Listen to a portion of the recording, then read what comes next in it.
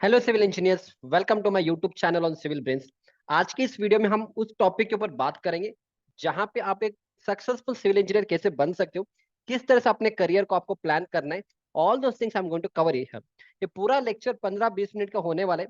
Only if you are free आप पूरे lecture को देखो। अगर आप फ्री नहीं हो तो इसको सब्सक्राइब कर दो अपने चैनल को, और बाद में जब आप फ्री रहोगे you have to watch it, because आप अभी वॉच नहीं करोगे पूरे यूट्यूब पे आपको इस तरह से वीडियो ना मिलेगा, and again it will create a problem in your life. So that is, इस पूरे वीडियो को देख लो। मैं आपको एक पूरा मास्टर प्लान बनाऊंगा, एंड जो मिस्टेक मैंने किया था I tell you what you should not do that. ठीक है। तो फर्स्ट थिंग इज दैट जब भी आप एक सिविल इंजीनियर बनते हो, मे बी आप अगर आप डिप्लोमा से हो या अगर आप बीटेक आपने किया है, तो फर्स्ट आपको कभी भी अपने life you should start with the site engineer job. Right.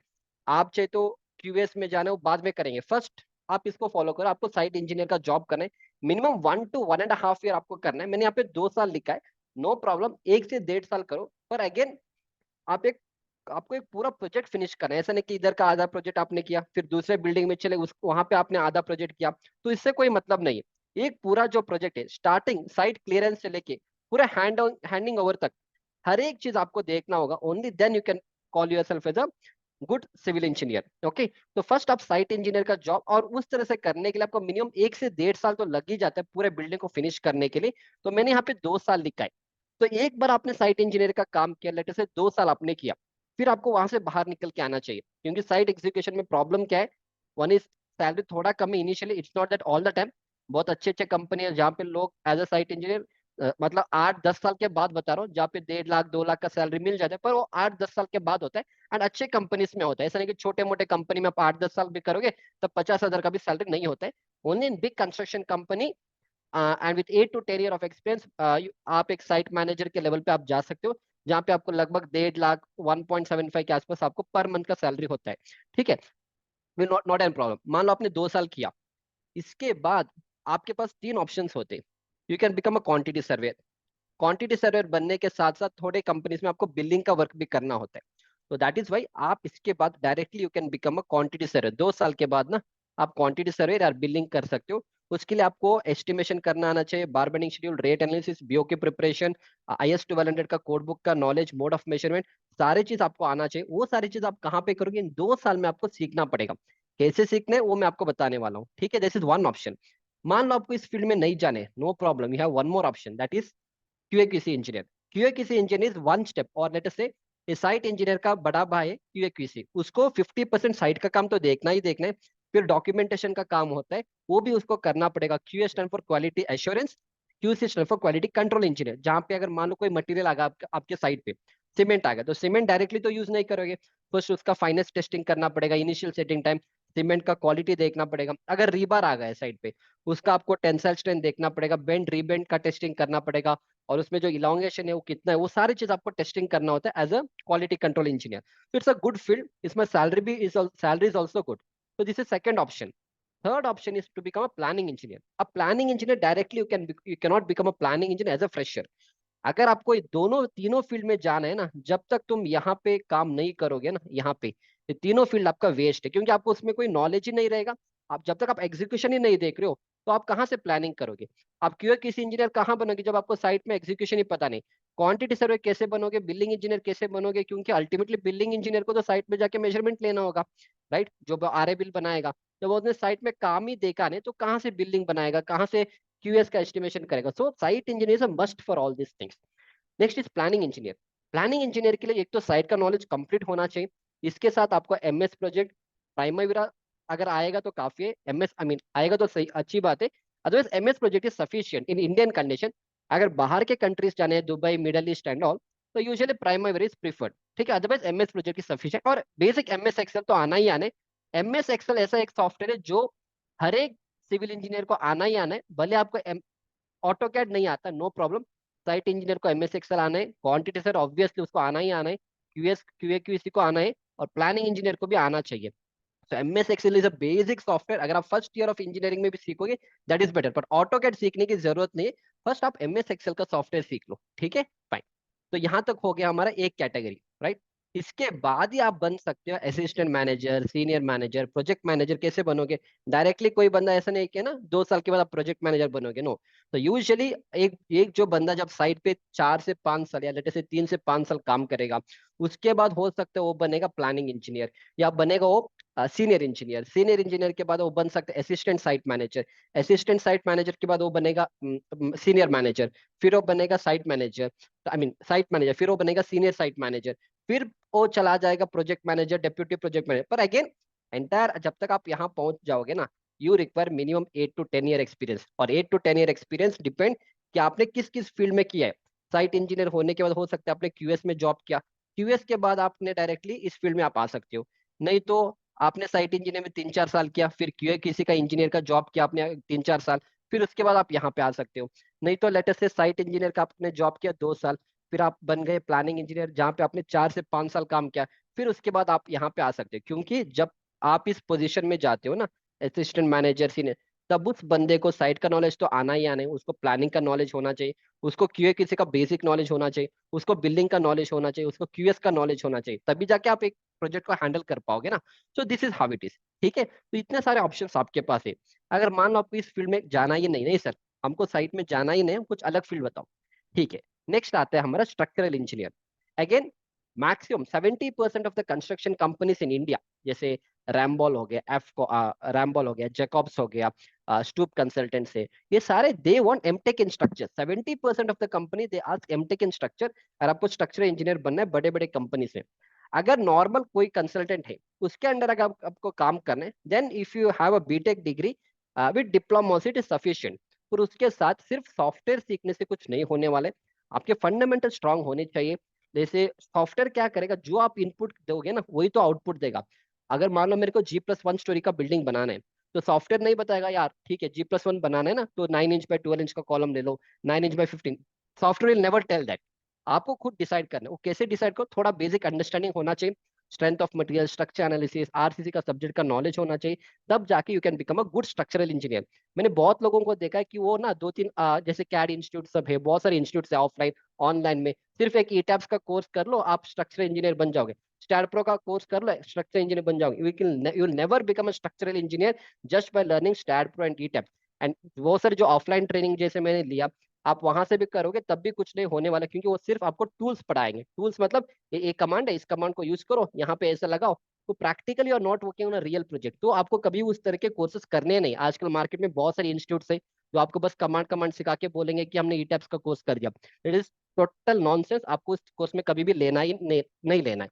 अगर आपको एग्जैक्ट प्लेस से सीखना है स्ट्रक्चर इंजीनियरिंग, तो आप मेरे को कांटेक्ट करो व्हाट्सएप पे। I tell you the right place जहां पे आपको स्ट्रक्चर इंजीनियरिंग की जो, अगर आपको बहुत इंटरेस्ट है इस फील्ड में जाना है, only then I will explain you that. ठीक है। आप एक बार स्ट्रक्चर इंजीनियर बनने के बाद, मान लो आपने 2-3 साल कोई कंपनी में काम किया, तो आप खुद के कंसल्टेंसी लगा सकते हो। खुद के जब कंसल्टेंसी लगाओगे ना, तो आपको साइट का नॉलेज तो होना ही होना है, क्योंकि आप ही जाओगे चेकिंग के लिए, डिजाइनिंग भी आप ही करोगे। तो only then the site engineer जब आप करोगे तभी आप इस फील्ड में आ सकते हो, कंसल्टेंसी लगा सकते हो। That also can be done.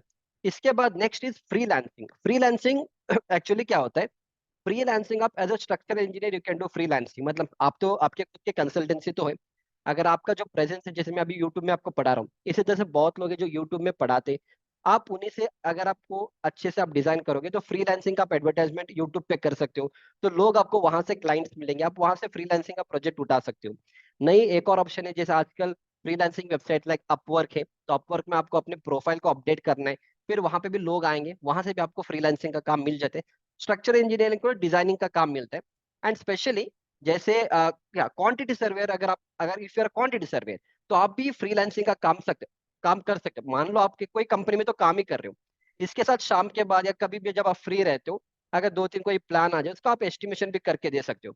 पर बिल्डिंग इंजीनियर के लिए एक्चुअली छोटे मोटे प्रोजेक्ट्स में तो कोई काम नहीं होता फ्रीलांसिंग। बड़े बड़े जो प्रोजेक्ट्स होते हैं वहां पे you can work as a freelancing, but again उसके लिए एक्सपीरियंस चाहिए। ऐसा नहीं कि तुरंत 1 साल के बाद आपको फ्रीलांसिंग का काम मिलेगा, नो। अगर बिल्डिंग में आपको 8-10 साल का एक्सपीरियंस है, तब जाके आप फ्रीलांसिंग का काम कर सकते हो, क्योंकि बिल्डिंग बड़े बड़े प्रोजेक्ट्स में चाहिए, छोटे मोटे नॉर्मल घर कंस्ट्रक्शन में कोई बिल्डिंग इंजीनियर की जरूरत ही नहीं है। क्योंकि किसी का भी सेम है, आप फ्रीलांसिंग का काम नहीं कर सकते हो। प्लानिंग इंजीनियर का फ्रीलांसिंग का काम होता है, पर अगेन आपको 8-10 साल या मान लो 5-6 साल का एक्सपीरियंस होगा, उसके बाद ही आप कर सकते हो। ठीक है, fine. Now will go to another interesting part. Sir इसको भी नहीं करना है मुझे, इसको भी नहीं करना है सर, मेरे को ज्यादा दिमाग नहीं चलाना है, मैं ना ऑटो कैड सब कर लूंगा सर, मेरा जो 3D इमेजिनेशन है वो अच्छा है सर, मैं घर का नक्शा ये सब बना सकता हूँ। ठीक है, चलो आप इस फील्ड में चले जाओ। कोई आर्किटेक्ट रहेगा, उसके अंडर आप काम कर सकते हो। आज इंटीरियर डिजाइनिंग में अच्छा स्कोप है, क्योंकि अगर आप नॉर्मल एक 40-50 लाख का भी घर बना रहे हो ना, बंदा तो इंटीरियर डिजाइनिंग आराम से कर लेगा। एटलीस्ट एक टीवी रूम या हॉल में ना पीओपी कर लेगा। फर्नीचर अच्छे अच्छे वार्डरोब्स बना रहे हैं आजकल, मैं तो छोटे से छोटे लेवल पे बात कर रहा हूँ। बड़े लेवल तो चलो, हर एक फ्लैट में जैसे हाई राइज बिल्डिंग है, तो हर एक फ्लैट में इंटीरियर डिजाइनर चाहिए। Interior designer separate from architect, तो इंटीरियर डिजाइनर का अलग सा फील्ड है, वो भी अच्छा स्कोप है वहां पे, आप उस फील्ड में भी जा सकते हो। ठीक है, नेक्स्ट, अगर पर उस फील्ड में आपको जाने के लिए, इस अगर आर्किटेक्ट के अंडर आपको काम करे, तो आपको ऑटोकैड सीखना है, रेविट सीखना पड़ेगा, गूगल स्केचअप सीखना पड़ेगा, आजकल बीआईएम भी चल रहा है, बिल्डिंग इंफॉर्मेशन मॉडल। अगेन, सिर्फ ऑटोकैड नॉर्मल कोई ट्रेनिंग सेंटर से सिर्फ कमांड सीखने से कुछ नहीं होने वाला है।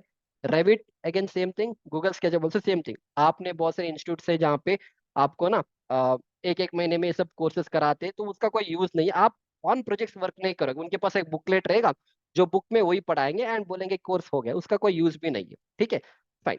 इसके बाद यहाँ पे फ्रीलांसिंग का अच्छा ऑप्शन है आपके पास।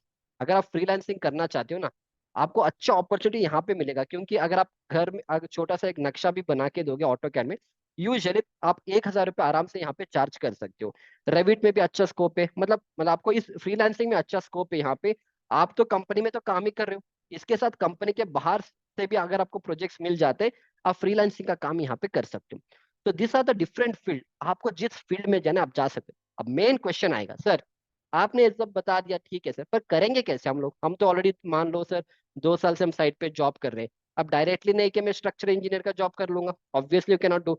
मैं डायरेक्टली साइट इंजीनियर से क्यूएस तो नहीं बन पाऊंगा, क्योंकि मेरे पास स्किल्स नहीं है। डायरेक्टली साइट इंजीनियर से मैं आर्किटेक्ट के अंडर जाके काम नहीं कर पाऊंगा, क्योंकि ना मेरे को ऑटोकैड आता है ना रेविट आते हैं। तो करेंगे कैसा?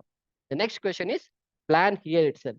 मतलब जब आप 2 साल काम करते हो ना, 6-7 महीने से आपको पता चल जाएगा। मान लो आप में एक नया नया साइट पे ज्वाइन हो गया, मैंने 6 महीने काम कर लिया, 6 महीने के बाद मेरे को पता चल जाता है कि मेरे को किस फील्ड में जाना है। इतना तो हमें नॉलेज आ जाता है कि क्या whether this field is for me, और मेरे को कुछ अलग फील्ड में जाना है।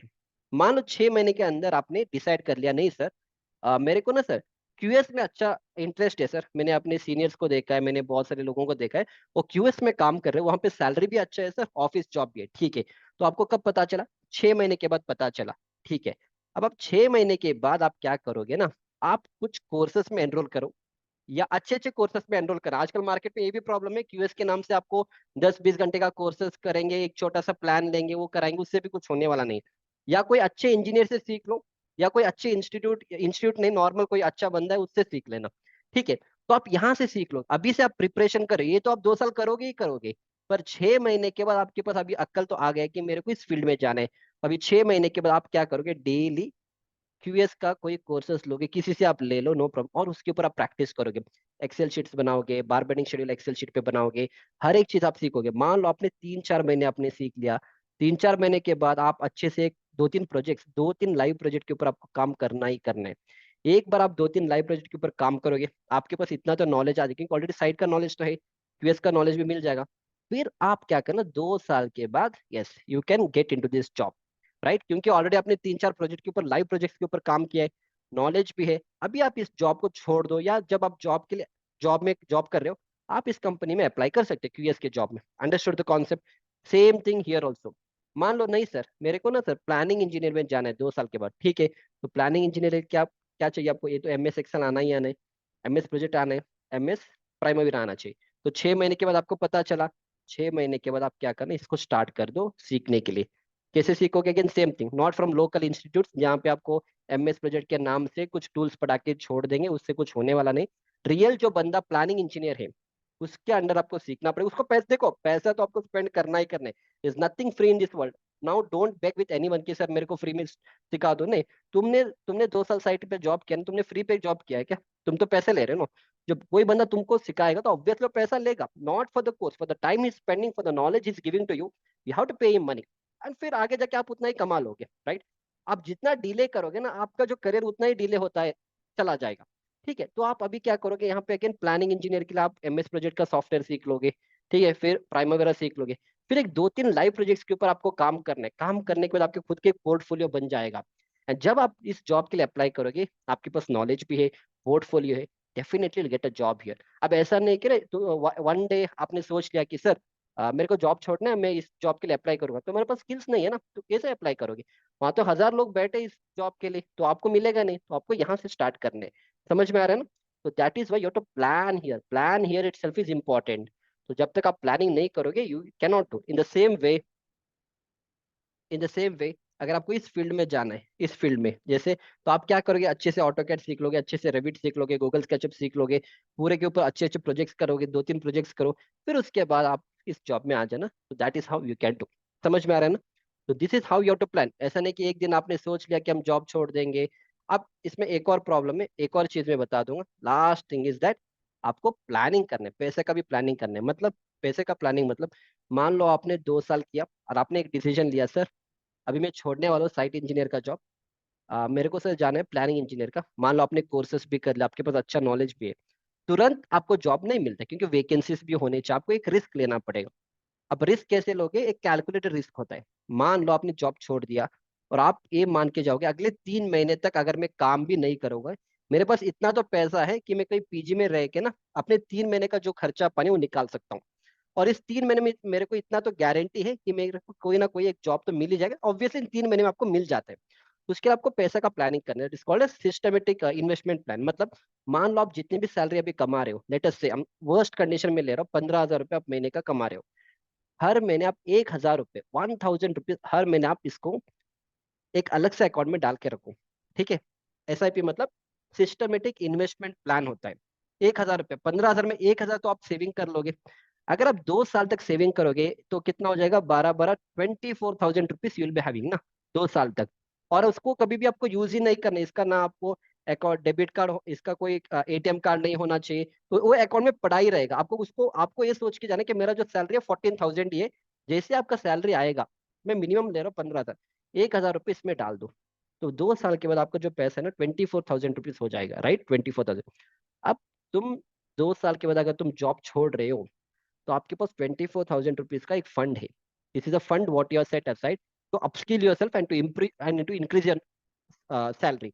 तो जॉब आपने छोड़ दिया तो 3 महीने के लिए आपके पास 24,000 रुपीज है, जो आपका रूम का रेंट, पीजी का रेंट, कुछ भी आपको करना है ना, महीने का 8,000 है तो काफी है, पीजी में आप आराम से रह लोगे, नो प्रॉब्लम, राइट? तो आप इस 24,000 से आप कोई ना कोई जॉब तो आराम से आप निकाल लोगे, राइट? पर अगर आपने प्लानिंग नहीं किया, तो ऑब्वियसली 2 साल के बाद ना आपके पास ना 24,000 का सेविंग्स होगा ही नहीं, क्योंकि आप क्या सोचते हो ना, सर पैसा ही 15,000 तो सेविंग कहाँ से कर लेंगे? तो एक्चुअली सेविंग के लिए ना आपके पास कितना पैसा है वो मैटर नहीं करेगा, आप कितना सेविंग करोगे ना, दैट विल मैटर। सो हर महीने आप 1,000 रुपये निकाल के दूसरे अकाउंट में डाल दो, उसको यूज ही नहीं करना है। और 2 साल के बाद that amount will help you to upgrade yourself, and that amount will help you to get a better job. तो this is how you have to do the planning. आप इस तरह से प्लानिंग नहीं करोगे ना, क्योंकि आप देखो, मान लो किसी कोई बंदा है जिसको ना साइट इंजीनियर से बोर आ गया, सर मेरे मेरे से नहीं हो रहा है, सर मैं दूसरे फील्ड में जाऊंगा, ठीक है।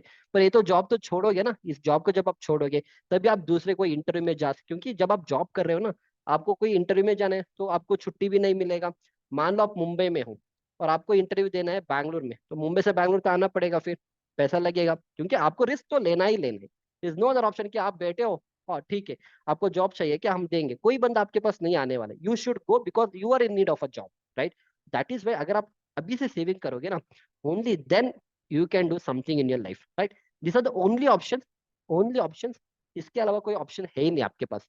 आप इस तरह से प्लान करो अपने लाइफ को, and will become a successful civil engineer. क्योंकि आजकल क्या है ना, मार्केट में कोर्सेज भी अच्छे अच्छे कोर्सेज है मार्केट में, और आपको पढ़ाने वाले लोग भी हैं। अगर 5-6 साल पहले अगर आप जाते हो ना, लोग सारे साइट में जाके सीखते हैं या किसी के अंडर सीखते हैं, पर आजकल ट्रेनिंग इंस्टीट्यूट है, अच्छे अच्छे है, खराब ट्रेनिंग इंस्टीट्यूट भी है, पर आप सीख सकते हो, पर आपको पैसा स्पेंड करना पड़ेगा। पर देख के स्पेंड करो कि कौन सा इंस्टीट्यूट अच्छा है, राइट? वो आपको डिसीजन आपको लेना पड़ेगा, उनका रिव्यूज देख लो, जो भी देखना है वो आपको करना है, ठीक है, फाइन। अब will go to the most interesting part. अब जब हम साइट पे जॉब करते हैं ना 2 साल का, उसमें हमें करना क्या होता है, राइट? आजकल मैंने बहुत लोगों को देखा कि साइट पे तो जॉब कर रहे हो वो लोग, पर वहां पे क्या होता है, आप सुबह साइट पे जाते हो, शाम में लौट के घर आते हो। सर साइट पे क्या है सर, मैं वो तो वहाँ पे लेबर को संभाल रहा हूँ सर, वो कुछ होता नहीं साइट पे। एक्चुअली सब कुछ होता है साइट पे, हम उसके ऊपर थिंक नहीं करते। फॉर एग्जाम्पल, जैसे आप अगर आप कोई प्रोजेक्ट के ऊपर काम कर रहे हो, ठीक है, तो आप प्रोजेक्ट का जो ड्राइंग है उसको सही से पढ़ो। अगर आप G+1 बिल्डिंग बना रहे हो तो उस ड्राइंग को पढ़ो, कॉलम का साइज कितना है, बीम का साइज कितना है, उसको नोट डाउन करो।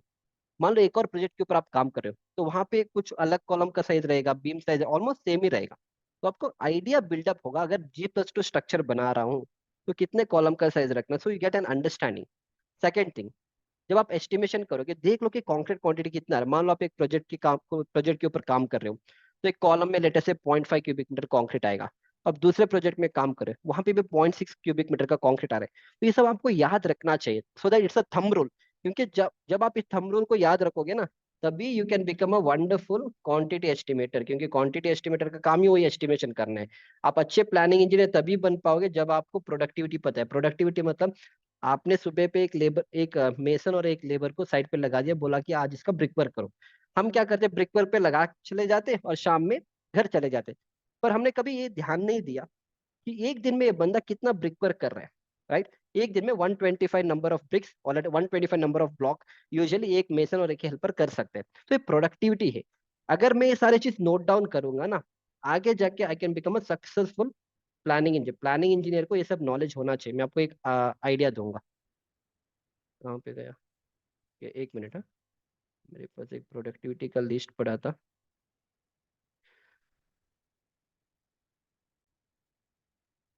या देखो, ये पूरा प्रोडक्टिविटी है। जैसे फॉर एग्जांपल मैंने अभी कहा कि अगर मैं एक मेसन और एक लेबर को लगा दूं, ओके, तो मेरे को कितना, जैसे यहाँ पे देखो, अगर मेरे को 200 mm का ब्लॉक वर्क करना है 2.5 मीटर के हाइट तक, एक मेसन और दो हेल्पर एक दिन में 125 नंबर का करेंगे। ये सब आएगा कहाँ से? साइट एग्जीक्यूशन जब आप करोगे, आपको डेली ये सब वॉच करने, नोट डाउन करने, और इस तरह से पूरा डेटा बन जाएगा। और अगर आपको इसका एक्सेल शीट चाहिए तो आप मेरा सिविल ब्रेंच का ऐप डाउनलोड करो, वहां पे मैं आपको प्रोवाइड करूंगा, ठीक है।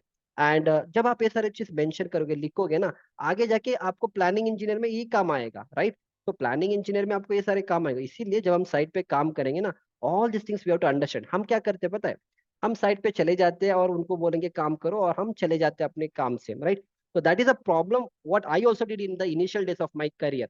हमें आइडिया ही नहीं था ना ये सारी चीज के, ये सब आगे जाके हेल्प करेगा।